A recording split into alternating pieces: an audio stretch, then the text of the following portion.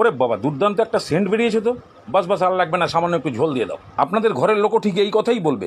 তবে এই রেসিপিটা যে ফলো করে চলবে, প্রথমেই ধুয়ে রাখা রুই মাছগুলোকে লেবুর রস, নুন আর হলুদ দিয়ে মাখিয়ে রাখুন। এবার একটা মশলাও বানিয়ে ফেলুন। হলুদ গুঁড়ো, লঙ্কার গুঁড়ো, জিরের গুঁড়ো 1 চামচ করে, ধনের গুঁড়ো 1.5 চামচ, পরিমাণ মতো নুন আর সামান্য জল দিয়ে এটাকে ভালো করে গুলিয়ে রেখে দিন। তাহলে আসুন এবার গ্যাসের কাছে।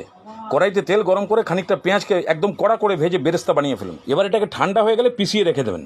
এবার ওই তেলের মধ্যে মাছগুলোকে ভালো করে ভেজে তুলে নিন। এবারে ওই তেলের মধ্যে 1 চামচ মেথি ফোড়ন দিয়ে দিন।